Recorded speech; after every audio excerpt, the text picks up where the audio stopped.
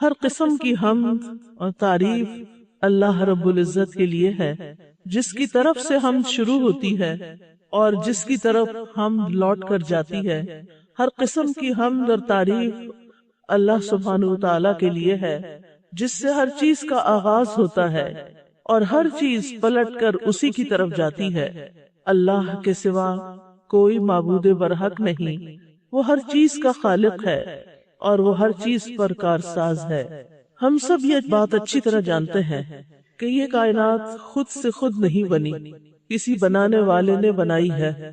اسی نے ہمیں پیدا کیا، تمام انسانوں کو پیدا کیا، اسی نے موت اور حیات بنائی۔ الذی خلق الموت والحیات۔ لیکن سوال یہ پیدا ہوتا ہے کہ یہ موت اور زندگی اس نے کیوں بنائی؟ لیبلوکم ایکم احسن عملا، تاکہ وہ تمہیں آزما کر دیکھے کہ تم میں اچھے کام کون کرتا ہے۔ تو ہم سب سے کانسٹنٹلی یہ دیکھا جا رہا ہے کہ ہم کرتے کیا ہیں، کر کیا رہے ہیں۔ کرنے کے کاموں میں سب سے پہلا کام اپنے خالق کو پہچاننا ہے، اپنے رب کو جاننا ہے۔ سورۃ الذاریات میں اللہ تعالیٰ فرماتے ہیں وَمَا خَلَقْتُ الْجِنَّ وَالْإِنسَ إِلَّا لِيَعْبُدُونَ، میں نے جنوں اور انسانوں کو اپنی عبادت کے لیے پیدا کیا۔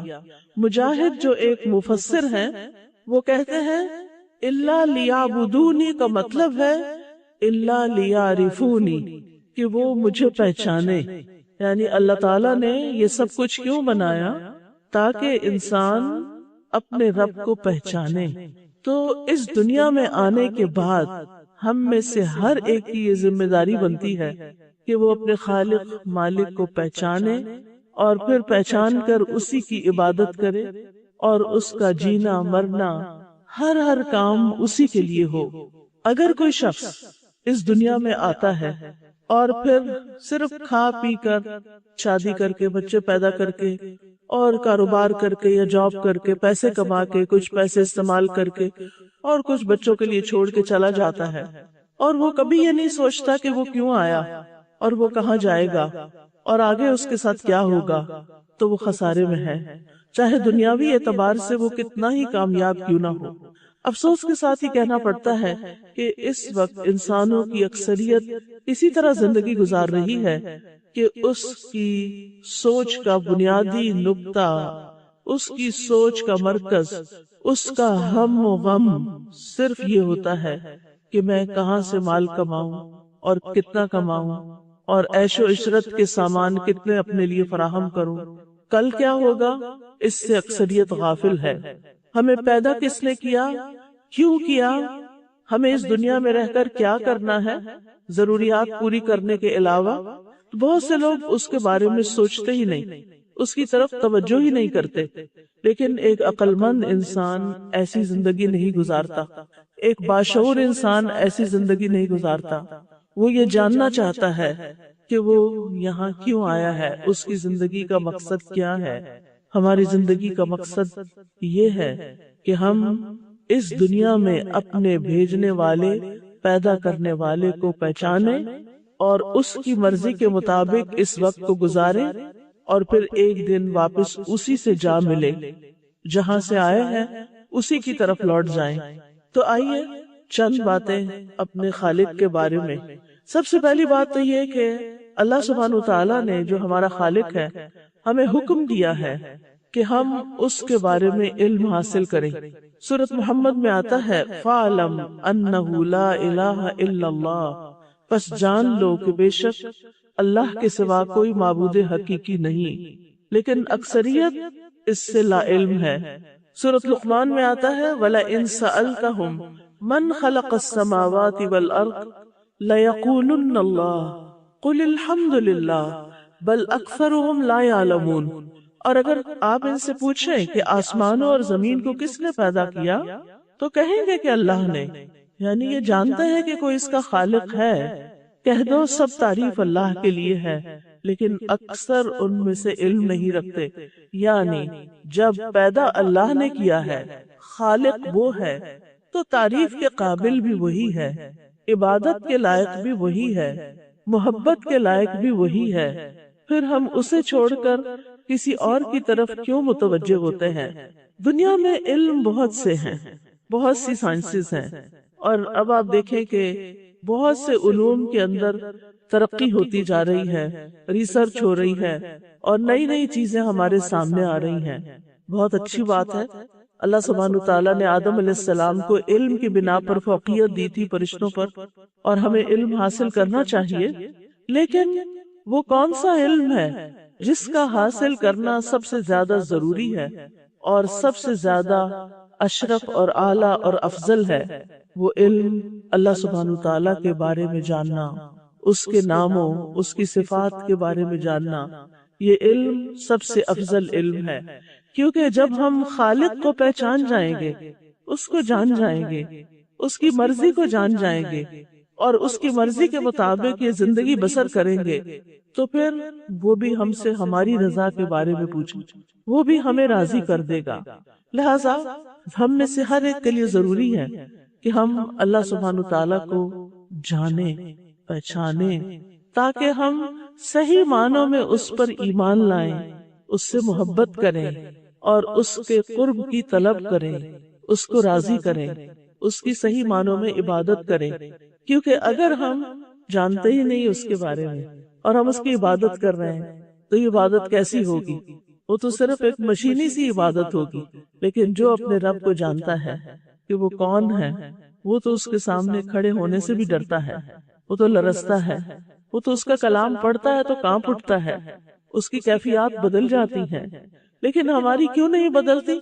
کیونکہ ہم جانتے نہیں اس کو۔ تو کوئی بھی شخص اللہ تعالیٰ کی معرفت کے بغیر اللہ تعالیٰ سے محبت نہیں کر سکتا۔ لیکن جب بندے کا دل اللہ کی معرفت سے بھر جاتا ہے اور وہ اللہ کے بارے میں علم حاصل کر لیتا ہے، تو اس کے نتیجے میں جو محبت اس سے ہوتی ہے وہ حقیقی معنوں میں محبت ہے۔ پھر تبھی ایسا انسان وہ حق ادا کرتا ہے، والذین آمنوا اشد حبا للہ، پھر وہ باقی سب چیزوں کو چھوڑ کر سب سے زیادہ اللہ سے ہی محبت کرتا ہے۔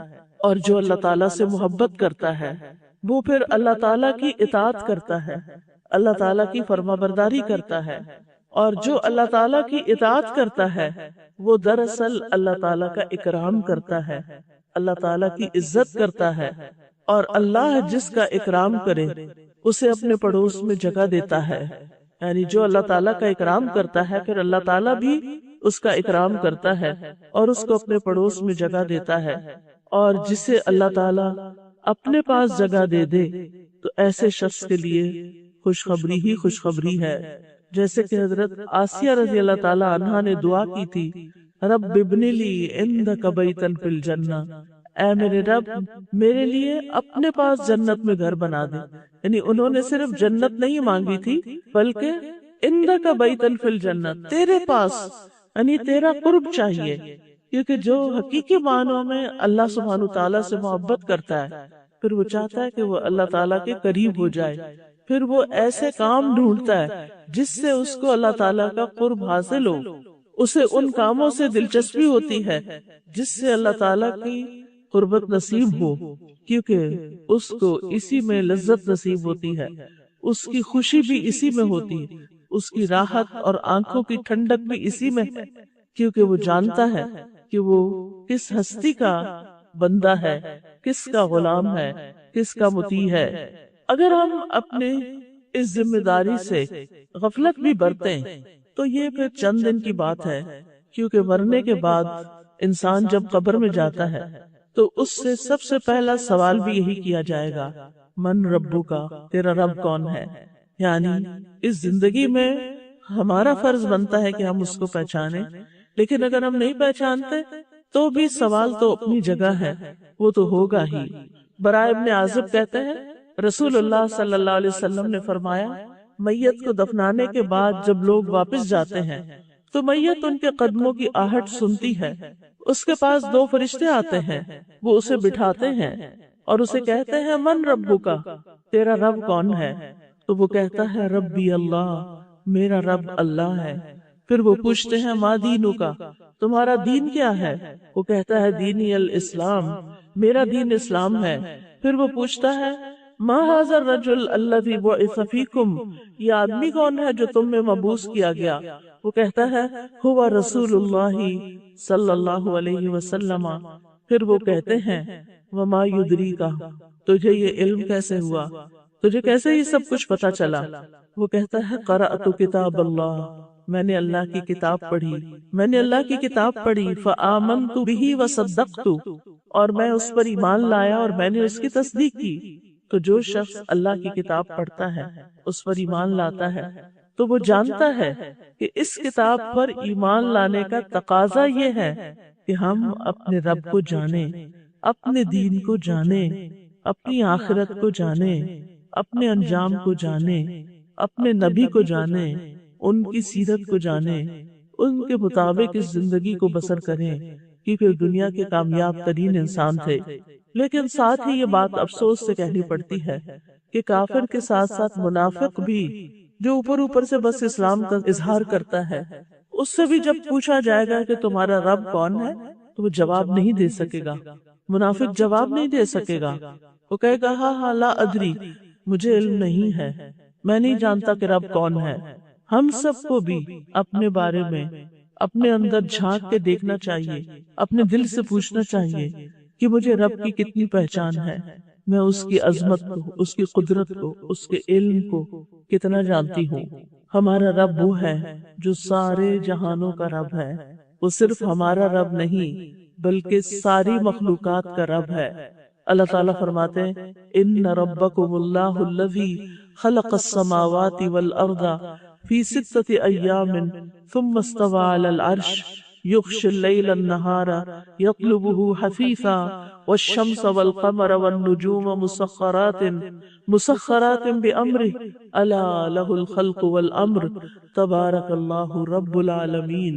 बेशक तुम्हारा रब अल्लाह है जिसने आसमानों और जमीन को 6 दिन में पैदा किया, फिर वो अर्श पर बुलंद हुआ, रात को दिन पर उड़ा देता है, जो तेज चलता हुआ उसके पीछे चला आता है, और सूरज और चांद और सितारे भी उसी ने पैदा किए। ये सब उसके हुक्म के ताबे हैं। सुन लो, पैदा करना और हुक्म देना उसी का काम है। अला लहुल खल्क़ु वल अम्र, पैदा भी उसी ने किया, अम्र यानी हुक्म भी उसी का चल रहा है। तमाम जहानों में हर चीज में बहुत बरकत वाला है अल्लाह, जो सारे जहानों का रब है। गोया खालिक भी वही है, मालिक भी वही है, हाकिम भी वही है, हुक्म भी उसी का चल रहा है, और हर चीज उसी के आगे मुती है, फरमाबरदार है। वो उसकी पैरवी में, उसकी इताअत में लगी हुई है। फिर हमारा रब सिर्फ खालिक ही नहीं बल्कि वो राज़िक भी है। उसने हमें पैदा करके यूं ही छोड़ नहीं दिया, बल्कि हमारे रिस्क के सामान किए। सूरत गाफिर में अल्लाह ताला फरमाते हैं अल्लाहुल्लज़ी जअल लकुमुल अर्द क़रारन वस्समाअ बिनाअ वसव्वरकुम फअहसन सुवरकुम वरज़क़कुम मिनत तय्यिबात ज़ालिकुमुल्लाहु रब्बुकुम फतबारकल्लाहु रब्बुल आलमीन। अल्लाह वो है जिसने तुम्हारे लिए जमीन को रहने की जगह बनाया और आसमान को छत बनाया और तुम्हारी सूरत बनाई, तो तुम्हारी सूरतें अच्छी बनाई और तुम्हें पाकीज़ा चीजों से रिस्क दिया। ये है अल्लाह तुम्हारा रब, बहुत बरकत वाला है अल्लाह, जो तमाम जहानों का रब है। वही जिंदा है, उसके सिवा कोई माबूद नहीं, सो उसी को पुकारो इस हाल में कि उसी के लिए दीन को खालिस करने वाले हो। सब तारीफ अल्लाह के लिए है जो तमाम जहानों का रब है। तो गोया आसमान और जमीन को उसने बनाया, हमारी सूरतें, हमारी शक्लें भी उसने बनाई और बहुत अच्छी बनाई, और फिर पाकीज़ा चीजों में से रिस्क दिया, खाने पीने को दिया। तो ये है अल्लाह हमारा रब। फिर आप देखें कि ना सिर्फ ये कि वो हमारी जिंदगी का मालिक है, बल्कि हमारी मौत का भी मालिक है। पैदा किया, रिस्क दिया, इस दुनिया में रहने के लिए जिंदगी दी, और फिर मौत भी उसी के हाथ में है। रब्बुस समावाति वल अर्दि वमा बैनहुमा इन कुंतुम मूक़िनीन। आसमानों और जमीन और उन चीजों का रब जो उन दोनों के दरमियान है, अगर तुम यकीन करने वाले हो। उसके सिवा कोई माबूद नहीं, वो जिंदगी बख्शता है और मौत देता है, وہ تمہارا رب ہے اور تمہارے پہلے باپ دادا کا بھی رب، یعنی وہ تمام انسانوں کا رب ہے۔ پھر یہ کہ سارے خزانوں کا مالک بھی وہی ہے۔ ہمارے پاس جو کچھ ہے، انسانوں کے پاس جو کچھ ہے، وہ بہت محدود ہے۔ اللہ تعالیٰ فرماتے ہیں وَلِلَّهِ خَزَائِنُ السَّمَاوَاتِ وَالْأَرْضِ، اور آسمانوں اور زمین کے خزانے اللہ ہی کے ہیں۔ جب خزانے اس کے ہیں تو پھر مانگنا کس سے چاہیے؟ یعنی جب ہم اللہ تعالیٰ کو پہچان جاتے ہیں تو پھر ہمارا تعلق بھی اس سے درست ہوتا ہے۔ جب ہم یہ سمجھتے ہیں کہ انسان ہمارے مالک ہیں یا انسانوں کے پاس ہماری روزی ہے، تو پھر ہم انسانوں سے توقعات لگا بیٹھتے ہیں، انسانوں کی طرف جھکتے ہیں، انسانوں کے پیچھے پیچھے جاتے ہیں۔ لیکن جب ہمیں یہ معلوم ہوتا ہے کہ اصل خزانوں کا مالک تو اللہ ہے، سب کچھ تو کرنا اسی نے ہے، سب کچھ تو اسی کے ہاتھ میں ہے، تو پھر کیا ہوتا ہے؟ انسان اپنی ساری توقعات اللہ ہی سے لگا بیٹھتا ہے۔ پھر اس کی دعا میں بھی بہت قوت آ جاتی ہے کہ جس کے پاس سارے خزانے ہیں اور وہ دینے پر قادر بھی ہے، میں کیوں نہ اس کی طرف رجوع کروں۔ اللہ تعالیٰ فرماتے ہیں وَإِن مِّن شَيْءٍ إِلَّا عِندَنَا خَزَائِنُهُ، کوئی چیز ایسی نہیں مگر اس کے خزانے ہمارے پاس ہیں۔ یعنی آپ مانگے تو صحیح، آپ مانگنے والے تو ہوں، لینے والے تو ہوں، وہ دینے والا ہے۔ ہمارے مانگنے میں کمی ہوتی ہے، اس کو دینے میں کوئی مشکل نہیں، وہ تو صرف کن کہتا ہے۔ اس نے 4 چیزیں اپنے ہاتھ سے بنائی ہیں، باقی سب کچھ کن کہہ کے بنایا ہے۔ وہ 4 چیزیں کون سی ہیں؟ ایک عرش ہے، آدم علیہ السلام ہے، قلم ہے اور جنت عدن ہے۔ یہ تمام چیزیں بڑی ہی معزز ہیں۔ عرش جو ساری مخلوقات کی چھت ہے، دوسرے نمبر پر آدم علیہ السلام جو تمام انسانوں کے باپ ہیں، تیسرے نمبر پر قلم جو علم کا منبع ہے، علم اسی سے سیکھا جاتا ہے، الذی علم بالقلم، اور پھر جنت عدن، یعنی وہ رب جو عرش کا مالک ہے، اسی نے آدم علیہ السلام کو پیدا کیا، اسی نے انسان کو لکھنا پڑھنا سکھایا، اور پھر جو لکھتا پڑھتا ہے، علم حاصل کرتا ہے، اپنے رب کو پہچانتا ہے، اس کے لیے آخر میں جنت کے باغات ہیں، جنت عدن ہے۔ کتنا ضروری ہے کہ ہم اس جنت تک پہنچنے کے لیے علم کے ساتھ اپنا رشتہ جوڑ لیں، علم حاصل کریں، علم سیکھیں اور سکھائیں، نفع مند علم، قرآن کا علم، اور اپنے وقت کو اس کام کے لیے لازمی مختص کریں۔ یعنی جیسے باقی کاموں کے لیے ہم نے اپنا وقت خاص کیا ہوتا ہے، ایسے ہی علم کو بھی اہمیت دیں۔ یعنی اللہ سبحانہ تعالیٰ قلم کو بھی کن سے پیدا کر سکتا تھا، لیکن قلم کو جو کہ علم کا سورس ہے، اپنے ہاتھ سے کیوں بنایا؟ تاکہ لوگوں کے اندر اس کی اہمیت اجاگر ہو کہ واقعی یہ ایک اہم چیز ہے اور قلم کا استعمال بہت اہم ہے۔ تو اس لیے بہت ضروری ہے کہ ہم اپنے رب کی طرف رجوع کریں، اپنے رب کے بارے میں جانیں، اپنے رب کے بارے میں علم حاصل کریں۔ پھر یہ کہ ہمارا رب سارے خزانوں کا مالک ہے، لہذا دینے والا بھی وہی ہے اور ہماری تمام ضروریات کا مالک بھی وہی ہے۔ ابراہیم علیہ السلام نے رب کی تعریف جو کی تھی سورۃ الشعراء میں، انہوں نے کہا کہ جن بتوں کو تم پوج رہے ہو، تم اور تمہارے باپ دادا، میرے تو وہ دشمن ہیں، الا رب العالمین، سوائے رب العالمین کے، الذی خلقنی فہو یہدین، وہ جس نے مجھے پیدا کیا پھر وہی مجھے ہدایت دیتا ہے، والذی هو یطعمنی ویسقین، وہ جو مجھے کھلاتا ہے اور پلاتا ہے، وَإِذَا مَرِضْتُ فَهُوَ يَشْفِينِ، اور جب میں بیمار ہوتا ہوں تو وہی مجھے شفا دیتا ہے، وَالَّذِي يُمِيتُنِي ثُمَّ يُحْيِينِ، وہی مجھے موت دیتا ہے اور پھر وہی مجھے دوبارہ اٹھائے گا، وَالَّذِي أَطْمَعُ أَن يَغْفِرَ لِي خَطِيئَتِي يَوْمَ الدِّينِ، وہ جس سے میں امید رکھتا ہوں کہ وہ جزا کے دن میری خطائیں معاف کر دے گا، بخش دے گا۔ یہ ہے ابراہیم علیہ السلام کا تعلق اپنے رب کے ساتھ۔ انہوں نے پہچان لیا تھا کہ رب کون ہے۔ آج ہم سے کوئی پوچھے، ہمارے بچوں سے کوئی پوچھے کہ تمہارا رب کون ہے، تو کیا وہ اتنے جامع الفاظ میں یہ تعریف رب کی بتا سکتے ہیں؟ کیا ہم سب جانتے ہیں؟ کیا سب ہم اس کو مانتے ہیں؟ کیا ہم اس کو سامنے رکھ کر اپنی زندگی بسر کرتے ہیں؟ انہوں نے کہا تھا الذی خلقنی فہو یہدین، اس نے مجھے پیدا کیا، وہی مجھے ہدایت دیتا ہے۔ لہٰذا جب ہدایت وہ دیتا ہے تو پھر ہمیں ہدایت بھی اسی سے مانگنی چاہیے، ہدایت بھی اسی سے مانگنی چاہیے ہر معاملے میں، صرف دین کے معاملے میں نہیں، دنیا کے معاملے میں بھی ہدایت اسی سے۔ والذی ہوا یطعمنی ویسقینی، وہ مجھے کھلاتا اور پلاتا ہے، لہذا کھانا اور رزق کس سے مانگنا چاہیے؟ اسی سے مانگنا چاہیے، کیونکہ اصل سورس وہی ہے۔ بیمار ہو جائے تو شفا کی دعا کس سے کرنی چاہیے؟ اللہ ہی سے، یعنی سب سے پہلے اللہ ہی کی طرف دھیان جائے۔ روزمرہ میں ہم اپنے آپ کا جائزہ لے کر دیکھیں، کیا ہم ایسے کرتے ہیں کہ جب ہمیں بھوک لگتی ہے تو ہم دل ہی دل میں اللہ سے باتیں کریں کہ یا اللہ تو مجھے کھلا اور پلا، بیمار ہو جائیں تو ہم دعا کریں یا اللہ تو مجھے شفا دے دے، کیونکہ بیدک الشفا، شفا تیرے ہاتھ میں ہے، اور اسی کے بارے میں سوچیں کہ اسی نے مجھے یہ زندگی دی ہے اور وہی موت دینے والا ہے، اور اسی سے مجھے امید ہے کہ وہ مجھے معاف کر دے گا۔ یعنی اللہ سبحانہ و تعالیٰ سے ایک قریبی، مضبوط اور ون آن ون بیس پر تعلق ہونا چاہیے، اور پھر اسی سے دعائیں کرنی چاہیے، جیسے ابراہیم علیہ السلام نے کی، رب ہب لی حکما والحقنی بالصالحین، اے میرے رب مجھے حکم عطا کر اور مجھے نیک لوگوں کے ساتھ ملا، وجعل لی لسان صدق فی الاخرین، اور پیچھے آنے والوں کے لیے میرے لیے سچی ناموری رکھ دے، وجعلنی من ورثۃ جنت النعیم، اور مجھے نعمتوں بھری جنت کے وارثوں میں سے بنا دے۔ یعنی میرا الٹیمیٹ گول یہ ہے کہ میں جنت تک پہنچوں۔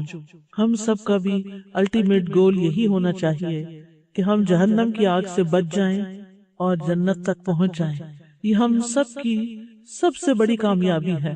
وَمَنْ زُحْزِحَ عَنِ النَّارِ وَأُدْخِلَ الْجَنَّةَ فَقَدْ فَازَ، جو آگ سے بچا لیا گیا، جنت میں داخل کر دیا گیا، وہی دراصل کامیاب ہوا۔ یہ ہے کامیابی۔ کامیابی کسی بڑی ڈگری کے حاصل کر لینے کا نام نہیں، ہاں وہ بھی کامیابی ہے مگر وقتی طور پر ہے۔ کامیابی خوبصورت لڑکی سے شادی ہو جانے کا نام نہیں، کامیابی کسی بہت بڑے بزنس کا اونر ہونے کا نام نہیں۔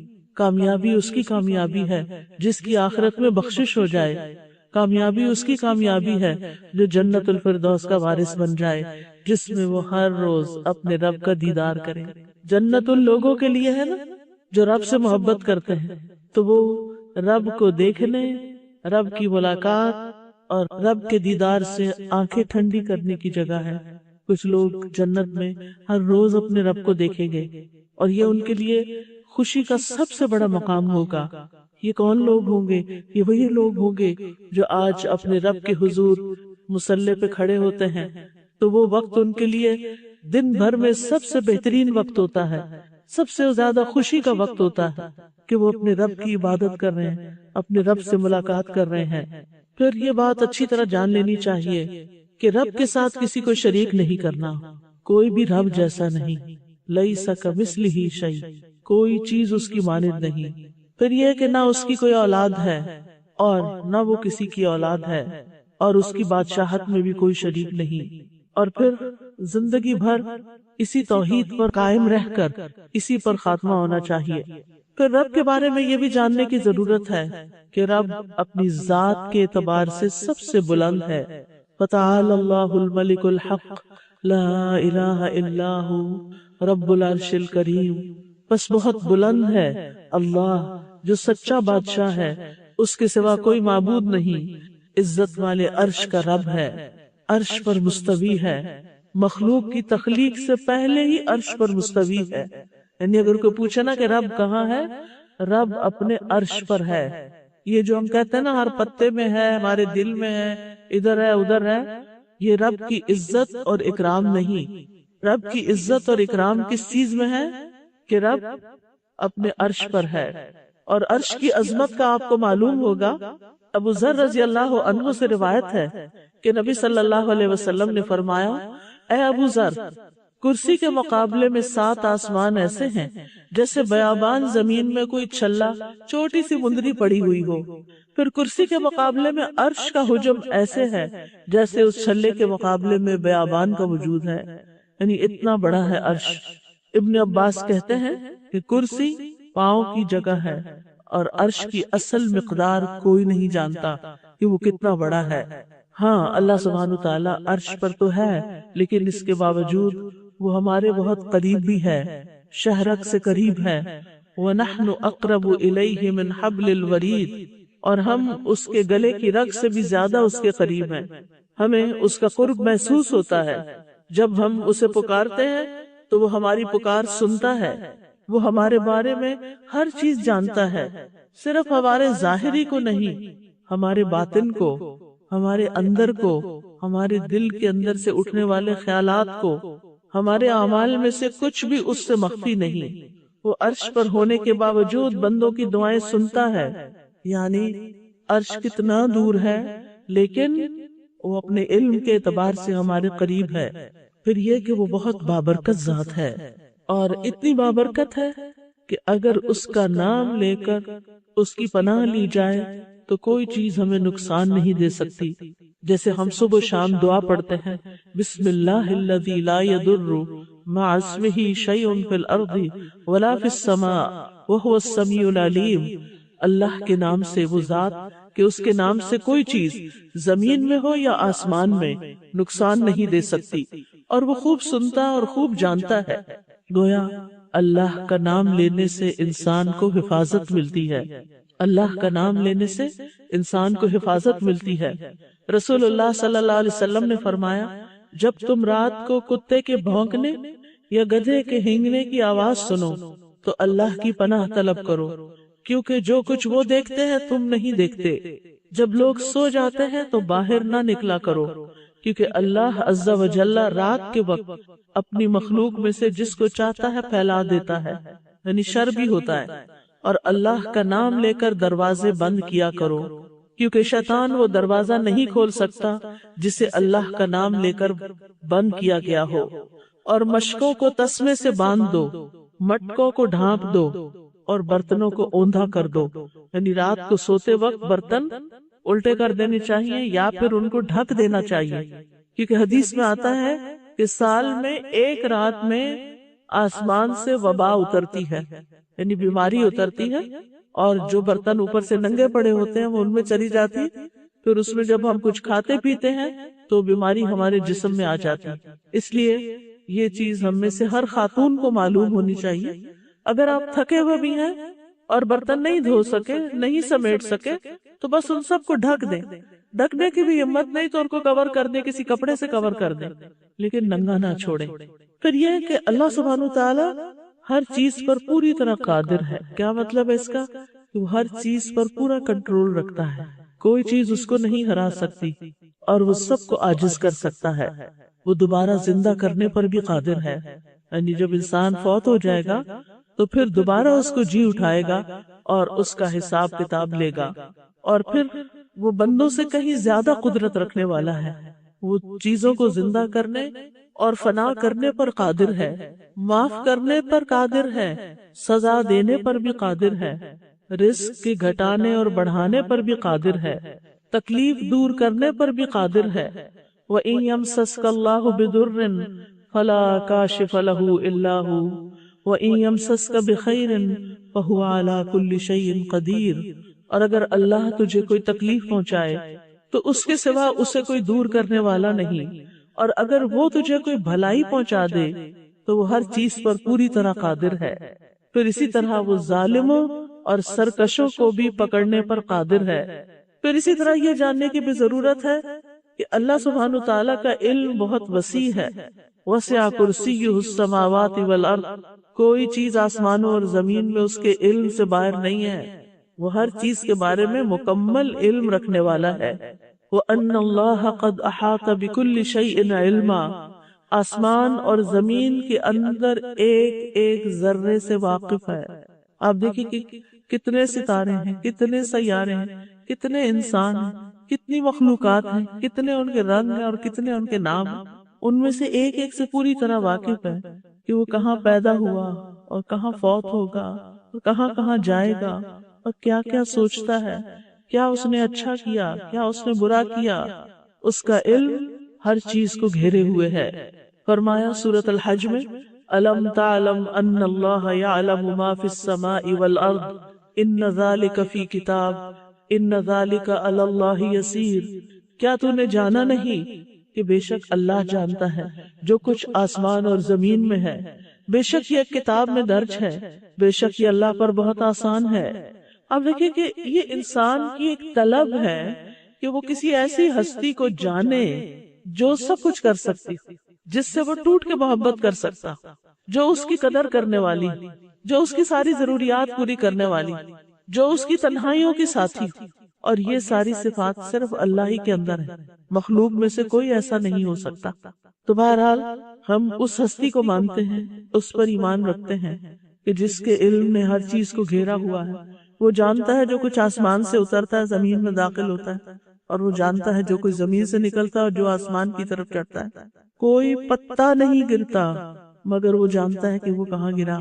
خزاں آتی ہے، پتے گرنے لگتے ہیں۔ آپ کے گھر میں بھی اگر کوئی درخت ہو تو ہر روز کچھ نہ کچھ پتے جڑ جاتے ہیں، اور پت جڑ میں تو بہت ہی جڑ جاتے ہیں۔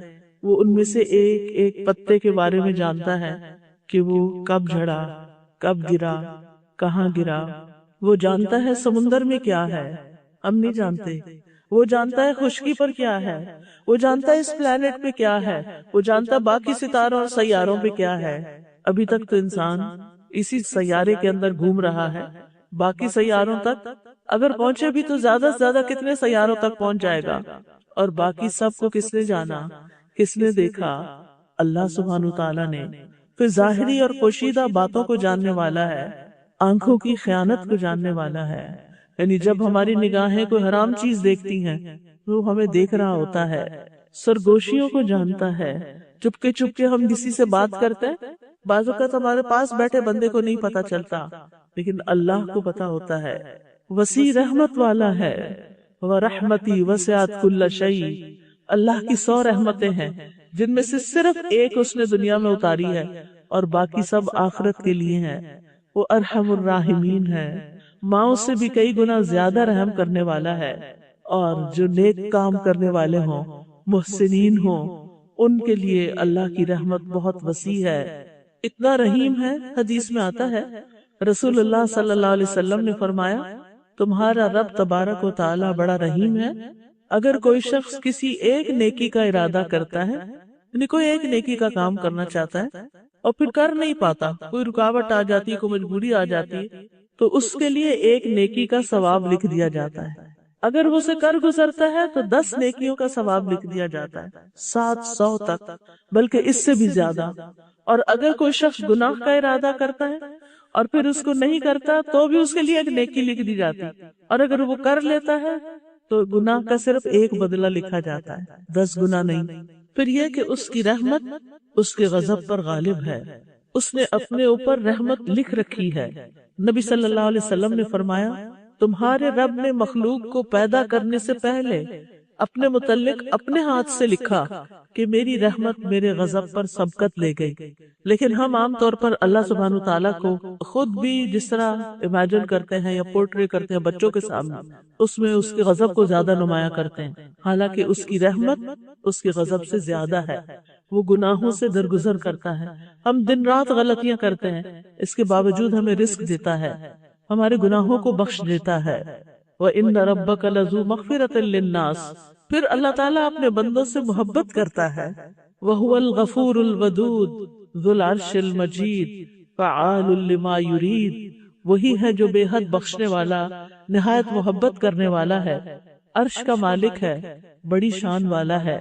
اور اللہ تعالیٰ جس بندے سے محبت کرتا ہے اسے سارے آسمان و زمین والوں کا محبوب بنا دیتا ہے۔ اسی طرح محبت کے علاوہ اللہ تعالیٰ ناراض بھی ہوتے ہیں، لہٰذا ہمیں اس کی ناراضگی سے بچنے کی کوشش کرنی چاہیے، اس کو ناراض کرنے والے کاموں سے یعنی بچنا چاہیے۔ اور وہ کیا ہیں؟ کسی پہ ظلم کرنا، مال ضائع کرنا، اسراف کرنا، پھر اسی طرح سخت جھگڑالو ہونا، شرک کرنا، بندوں کو دھوکہ دینا، یعنی جتنے بھی گناہوں والے کام ہیں وہ سارے کے سارے اللہ تعالیٰ کو ناراض کرنے والے کام ہیں۔ لہٰذا اللہ تعالیٰ کو راضی کرنے کے لیے صرف نیکیاں کرنا کافی نہیں بلکہ گناہوں سے بچنا بھی ضروری ہے۔ یہ بات یاد رکھیے، یعنی صرف نیک کام کرنا کافی نہیں بلکہ گناہوں سے بچنا بھی ضروری ہے۔ اب کرنے کے کیا کام ہیں؟ آخر میں ان کو سم اپ کروں گی کہ رب کو پہچاننے کے بعد ہمیں کرنا کیا ہے۔ سب سے پہلی چیز یہ کہ اپنے رب کی عبادت شوق سے کرنی، محبت سے کرنی، اس کی عظمت کو دل میں رکھتے ہوئے کرنی ہے، بیزاری سے نہیں، سستی سے نہیں، شوق سے، اور پھر اس کی عبادت میں کسی کو شریک نہیں کرنا۔ الحمدللہ ہم بتوں وغیرہ کو تو شریک نہیں کرتے، لیکن ہم ریاکاری کر کے شریک کر لیتے ہیں، دکھاوا کر کے۔ جو کام ہمیں اللہ کے لیے کرنا چاہیے وہ ہم بندوں کو خوش کرنے کے لیے کر رہے ہوتے ہیں۔ اس سے بھی پرہیز کرنا ہے۔ قرآن مجید میں سورۃ کہف میں اللہ تعالیٰ فرماتے ہیں فَمَنْ كَانَ يَرْجُو لِقَاءَ رَبِّهِ فَلْيَعْمَلْ عَمَلًا صَالِحًا وَلَا يُشْرِكْ بِعِبَادَةِ رَبِّهِ أَحَدًا۔ جو شخص اپنے رب کی ملاقات کی امید رکھتا ہو تو لازم ہے کہ وہ نیک عمل کرے اور اپنے رب کی عبادت میں کسی کو شریک نہ کرے، نہ اپنے ماں باپ بہن بھائی دوست رشتہ دار، کسی انسان کو بھی نہیں۔ وہ عبادت خالصتاً اس کی رضا کے لیے ہو۔ پھر یہ کہ اس کی عبادت پر جم جائیں، استقامت اختیار کریں۔ یہ نہیں کہ کچھ دن نماز پڑھ لی، کچھ دن قرآن پڑھ لیا، کچھ دن اچھے کام کر لی پھر سب کچھ بھلا دیا۔ نہیں، اپنی زندگی کے کچھ اصول بنائیں اور ان پر جم جائیں، اور ہر حال میں ان چیزوں کو کر گزرے جو آپ کو فائدہ دیتی ہیں۔ اور اس میں آپ دیکھیے کہ اللہ سبحانہ وتعالیٰ فرماتے ہیں رب السماوات والارض وما بینہما فاعبدہ واصطبر لعبادتہ هل تعلم له سمیہ۔ وہ جو آسمانوں اور زمین کا رب ہے اور ان دونوں کے درمیان کی چیزوں کا، سو اس کی عبادت کرو اور اس کی عبادت پر خوب صابر رہو، یعنی صبر سے کام لو، جمے رہو۔ کیا تم اس کا کوئی ہم نام جانتے ہو؟ یعنی اس جیسا کوئی اور ہے کہ اسے چھوڑ کے کسی اور کی طرف جانا ہے تمہیں؟ کیونکہ عبادت تو انسان کے اندر اس کی ضرورت رکھ دی گئی ہے۔ اگر وہ اللہ کی عبادت نہیں کرے گا تو کسی اور چیز کی کرے گا۔ نبی صلی اللہ علیہ وسلم نے فرمایا 7 قسم کے آدمیوں کو اللہ تعالیٰ اس دن اپنے عرش کے سائے میں جگہ عطا فرمائے گا جس دن اس کے سائے کے علاوہ کوئی سایہ نہ ہوگا۔ ان میں سے ایک وہ نوجوان جو اپنے رب کی عبادت میں پرورش پاتا رہا، یعنی اس کی جوانی رب کی عبادت میں گزری۔ ہمیں اس کی عبادت کے لیے وقت نکالنا چاہیے۔ معقل بن یسار کہتے ہیں کہ نبی صلی اللہ علیہ وسلم نے فرمایا تمہارا رب فرماتا ہے اے ابن آدم میری عبادت کے لیے فارغ ہو جا تو میں تیرے دل کو غنا سے اور تیرے ہاتھ کو رزق سے بھر دوں گا۔ اے ابن آدم مجھ سے دور نہ ہو ورنہ میں تیرے دل کو فقر سے اور تیرے ہاتھ کو شغل سے بھر دوں گا، یعنی مصروفیت سے بھر دوں گا۔ تو گویا جو شخص اللہ کی عبادت کے لیے وقت نہیں نکالتا اس کا وقت بھی گزر جاتا ہے، اور جو وقت نکالتا ہے اس کا بھی گزر جاتا ہے۔ آخر میں کیا بچا؟ آپ دیکھیں جتنی آپ کی گزشتہ زندگی گزری ہے اس میں آپ نے جو کچھ کھایا پیا، سیر کی، گھر کے کام کاج کیے، دنیا کے بہت سی چیزیں کی، بازاروں میں گھومے پھرے، وہ کہاں ہے آج؟ وہ سب کچھ کہاں ہے؟ وہ سب ختم ہو گیا، سب چلا گیا، وہ وقت گزر گیا۔ باقی کیا رہا؟ باقی تو آپ کے اعمال رہے جو اعمال نامے میں لکھ دیے گئے۔ والباقیات الصالحات خیر عند ربک ثوابا وخیر عملا۔ تو یاد رکھیے ہر چیز فنا ہونے والی ہے، ہر وقت ختم ہو جائے گا، ہر چیز ہمارے ہاتھوں سے نکل جائے گی، ہمارا گھر، ہمارا لباس، ہمارا کھانا پینا، ہماری مصروفیات، سب کچھ ایک دن بند ہو جائے گا۔ ہمارے ساتھ بس وہی جائے گا جو ہم نے اچھے کام کیے ہوں گے۔ تو ہم میں سے ہر ایک کو اپنے آپ سے سوال کرنا چاہیے میرا وقت کہاں گزر رہا ہے، کن چیزوں میں، کن کاموں میں، میری دوڑ کہاں تک ہے، میری مصروفیات کیا ہے، میرا ہم و غم کیا ہے، میری فکر کیا ہے، میں کس چیز کے بارے میں سب سے زیادہ سوچتی ہوں؟ کیا واقعی اللہ کی ملاقات کے بارے میں اور اس کی تیاری کے بارے میں اور اپنے ساتھ کچھ لے جانے کے لیے کچھ نیکیاں کرنے کے بارے میں؟ انسان کی زندگی کا ہر کام نیکی بن سکتا ہے اگر نیت صحیح ہو اور طریقہ صحیح ہو، طریقہ سنت کے مطابق ہو اور کام اچھی نیت کے ساتھ، یعنی اللہ کی رضا کے لیے کیا گیا۔ لیکن افسوس یہ کہ بہت دفعہ ہم خیر کے کام بھی کر رہے ہوتے ہیں، یا تو نیت کوئی ہوتی نہیں، یا پھر ہوتی ہے تو لوگوں کو دکھاوا ہوتا ہے، that's it۔ تو وہ پھر اعمال نامے میں نہیں ہوگی۔ اعمال نامے میں تو صالحات جائیں گی، نیکیاں جائیں گی، ان نیکیوں میں سے ایک چیز اور کیا کرنے کے کاموں میں آپ ایڈ کر سکتے ہیں؟ کثرت سے اللہ کا ذکر کریں. اٹھتے بیٹھتے چلتے پھرتے آپ کھانا پکا رہے ہیں، آپ لانڈری کر رہے ہیں، آپ کپڑے سمیٹ رہے ہیں، آپ کچھ بھی کر رہے ہیں، چھوٹے چھوٹے چنکس، چھوٹے چھوٹے وقفے، سبحان اللہ، الحمدللہ، اللہ اکبر، لا الہ الا اللہ، استغفر اللہ، اللہم صلی وسلم علی نبینا محمد، اللہم اغفر لی، لا حول ولا قوة الا باللہ، یا حی یا قیوم برحمتک استغیث یا ذا الجلال والاکرام. یعنی کچھ نہ کچھ. اور اگر آپ کو قرآن کا کچھ حصہ حفظ ہے تو اس کی دہرائی شروع کر دیا کریں، اس کو پڑھتے جائیں. دنیا کے کام بھی ہوتے جائیں گے اور آخرت کے لیے اللہ کی یاد، اللہ کا ذکر، اللہ کی کتاب کا پڑھنا، تسبیحات کرنا، یہ محفوظ بھی ہوتا چلا جائے گا. پھر یہ کرنے کے کاموں میں اپنی محبتوں کا جائزہ لیں. سب سے بڑھ کر اللہ سے محبت کریں. رسول اللہ صلی اللہ علیہ وسلم نے فرمایا، تم میں سے کوئی اس وقت تک مومن نہیں ہو سکتا جب تک اسے اللہ اور اس کے رسول دوسروں سے سب سے زیادہ محبوب نہ ہو جائیں. یعنی اللہ اور اس کے رسول ہر چیز کی محبت پر زیادہ محبت آ جائے ان کی، یعنی ان کی محبت، اللہ اور رسول کی محبت ہر چیز پر غالب آ جائے. بعض اوقات ہم اللہ سے محبت تو کرتے ہیں کہ ہمارا خالق رازق مالک ہے، لیکن ہم رسول اللہ صلی اللہ علیہ وسلم سے اس طرح محبت نہیں کرتے. عقیدت بہت ہے لوگوں کو، اور اس عقیدت میں وہ کچھ دن منا لیتے ہیں اور کچھ کھانے پکا کے کھلا دیتے ہیں، لیکن آپ کا اتباع، آپ کی اطاعت، آپ کے ساتھ صحیح معنوں میں تعلق وہ نہیں ہوتا. آپ جو دین لائے اس سے دور ہوتے ہیں. پھر آپ دیکھیے اللہ ہی سے ڈرنے والے ہوں ہم، یعنی جہاں اللہ کی محبت ہو وہاں اللہ کا ڈر بھی ہو. پھر رب کے فرما بردار بنے. ہر چیز میں یہ دیکھیں کہ اس میں میرے رب کا حکم کیا ہے، اپنے آپ کو اللہ کے حوالے کریں، رب کی دعوت قبول کریں، اس کی طرف بڑھیں، رب کے نازل کردہ احکامات کے پیچھے چلیں، ہر کام رب العالمین کی خاطر کریں، اور پھر قرآن پڑھ کر رب والے بن جائیں. وَلَٰكِن كُونُوا رَبَّانِيِّينَ تُعَلِّمُونَ الْكِتَابَ وَبِمَا كُنتُمْ تَدْرُسُونَ. اور لیکن رب والے بنو اس لیے کہ تم کتاب یعنی قرآن سکھایا کرتے تھے اور اس لیے کہ تم پڑھا کرتے تھے.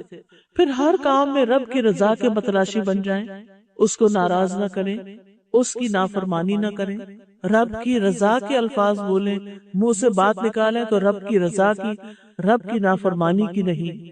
اور پھر اللہ نے جو نبی صلی اللہ علیہ وسلم کے ذریعے ہمارے پاس شریعت بھیجی ہے اس شریعت پر راضی رہیں، اس کو اپنے لیے بوجھ نہ سمجھے. اس نے جو حرام کیا ہے اس کو حرام سمجھے، اس نے جو حلال کیا اس کو حلال سمجھے، اس کے احسانات کو مانے، اس کے احسانات کو جھٹلائے نہیں، پھر اسی کو پکارے، ہر مشکل میں اسی کی طرف جائیں، کثرت سے دعائیں کیا کریں، چھوٹی چھوٹی چیزیں بھی اللہ سے مانگا کریں، کیونکہ ہمارا رب ہر چیز پر قادر ہے. ان اللہ علی کل شیء قدیر، بے شک اللہ سبحانہ وتعالی ہر چیز پہ قادر ہے. اللہ تعالیٰ فرماتے ہیں ادعوا ربکم تضرعا وخفیا انہ لا يحب المعتدین. اپنے رب کو گڑ گڑا کر اور خفیہ طور پر پکارو، بے شک وہ حد سے بڑھنے والوں سے محبت نہیں کرتا. اور پھر اس سے بخشش مانگنا، اس پہ توکل کرنا. ہماری بہت ساری پریشانیاں اور ڈپریشن کس وجہ سے ہوتا ہے کہ ہم سب سمجھتے کہ سب کچھ جو بہت کچھ کرنے والا ہی میں نہیں کرنا، ہر چیز ہم خود نہیں کر سکتے تو اللہ نے کرنا ہے. اللہ کا اذن ہوگا، راستے آسان ہو جائیں گے آپ کے کاموں کے لیے. لہٰذا سب سے زیادہ ضروری بات یہ، کاموں سے بھی زیادہ ضروری بات کہ ہماری نفسیاتی صحت، ہماری اسپرچول ہیلتھ بہت اسٹرانگ ہونی چاہیے تاکہ ہم باقی سارے کام کر سکیں. جب انسان بیمار ہوتا ہے نا تو کمزوری غالب آ جاتی ہے. یعنی بعض لوگ اچھے بھلے ہوتے ہیں، ایک بیماری ان کو اسٹرائک کرتی ہے اور ان کا چلنا پھرنا بولنا ہر چیز رہ جاتی ہے. تو اسی طرح روحانی بیماریاں، اخلاقی بیماریاں انسان کو بیکار کر کے رکھ دیتی ہیں. تو بہت ضروری ہے کہ ہم اپنے کاموں میں اللہ سبحانہ تعالیٰ کی مدد حاصل کریں، اس پہ توکل کریں. وَمَن يَتَوَكَّلْ عَلَى اللَّهِ فَهُوَ حَسْبُهُ. توکل کیا ہے؟ اللہ ہے نا، اللہ کرے گا نا، اللہ رستہ نکالے گا، اللہ یہ کام تیرے حوالے، یہ تو نے کرنا ہے. اور اللہ تعالیٰ ان اللہ بالغ امرہ قد جعل اللہ لکل شیء قدرا، اور اللہ تو اپنا کام پورا کر کے رہتا ہے، لیکن اللہ نے ہر چیز کا ایک اندازہ مقرر کر رکھا ہے. ہر چیز کا ایک وقت ہے۔ پھر یہ کہ رب سے مایوس نہیں ہونا، رب کے خزانے بہت وسیع ہیں، مایوسی نہیں، رب سے ہی ساری امیدیں وابستہ کر لینی ہیں، رب سے ملاقات کو بھولنا نہیں، اور ساری دعائیں رب ہی سے کرنی ہیں۔ تو آئیے ہم دعا کر لیتے ہیں، اپنے رب کو پہچان کر، جان کر، اس کی طرف توجہ کر کے، سبحان اللہ والحمد للہ ولا الہ الا اللہ واللہ اکبر ولا حول ولا قوة الا باللہ، لا حول ولا قوة الا باللہ العلی العظیم۔ ربنا آتنا فی الدنیا حسنة وفی الآخرة حسنة وقنا عذاب النار۔ ربنا اننا آمنا فاغفر لنا ذنوبنا وقنا عذاب النار۔ اے ہمارے رب، بے شک ہم ایمان لائے ہیں، لہذا ہمارے گناہ بخش دے اور ہمیں آگ کے عذاب سے بچا لے۔ ربنا ظلمنا انفسنا وان لم تغفر لنا وترحمنا لنکونن من الخاسرین۔ اے ہمارے رب، ہم نے اپنے آپ پر ظلم کیا، اور اگر تو نے ہمیں معاف نہ کیا اور ہم پر رحم نہ فرمایا تو ہم بہت نقصان اٹھانے والوں میں سے ہو جائیں گے۔ ربنا آتنا من لدنک رحمہ وہیئ لنا من امرنا رشدا۔ اے ہمارے رب، ہمیں اپنے پاس سے رحمت عطا کر اور ہمارے لیے ہمارے معاملے میں رہنمائی مہیا فرما۔ رب اغفر وارحم وانت خیر الراحمین۔ اے میرے رب، بخش دے اور رحم فرما، اور تو رحم کرنے والوں میں سب سے زیادہ رحیم و کریم ہے۔ رب ارحمہما کما ربیانی صغیرا، رب ارحمہما کما ربیانی صغیرا۔ ربنا لا تؤاخذنا ان نسینا او اخطانا، ربنا ولا تحمل علینا اسرا کما حملتہ علی الذین من قبلنا، ربنا ولا تحملنا ما لا طاقة لنا به واعف عنا واغفر لنا وارحمنا انت مولانا فانصرنا علی القوم الکافرین۔ یا رب العالمین، یا ارحم الراحمین، تو ہم سب کو معاف فرما دے، ہمارے دلوں میں اپنی عظمت کا احساس پیدا کر دے، ہمیں اپنی بڑائی پر یقین دے دے۔ یا اللہ، ہمارے بچوں اور نسلوں کی حفاظت فرما۔ یا اللہ، انہیں شیطان کے وسوسوں اور شیطان کی چالوں سے محفوظ رکھ۔ یا اللہ، ہمارے والدین پر اپنی رحمت نازل فرما۔ اللہ، جو بہنیں آئی ہیں، ان کے دلوں میں جو دعائیں ہیں، نیک تمنائیں ہیں، اللہ تعالیٰ ان کو پورا فرما۔ یا اللہ، یا رب العالمین، یا ارحم الراحمین، تو ہم سب کو آگ سے پناہ دینا اور قبر کے عذاب سے پناہ دینا، جنت الفردوس میں داخل فرمانا اور اپنے نیک اور صالح بندوں کے ساتھ اٹھانا۔ یا رب العالمین، جنہوں نے اس مجلس کا اہتمام کیا ہے، اللہ انہیں اس کی بہترین جزائے خیر عطا فرما۔ یا رب العالمین، جو بہنیں اپنے گھروں سے کام کاج چھوڑ کے آئی ہیں، اللہ ان کی دعائیں سن لے، ہم سب کی آج بخشش فرما دے، ہم سب سے راضی ہو جا، اور ہم سب کو زندگی بھر نیک کام کرتے رہنے کی توفیق عطا فرما۔ ربنا تقبل منا انک انت السمیع العلیم وتب علینا انک انت التواب الرحیم، وصلی اللہ تعالی علی خیر خلقہ محمد وعلی آلہ واصحابہ اجمعین برحمتک یا ارحم الراحمین۔ سبحانک اللہم وبحمدک، اشہد ان لا الہ الا انت، استغفرک واتوب الیک۔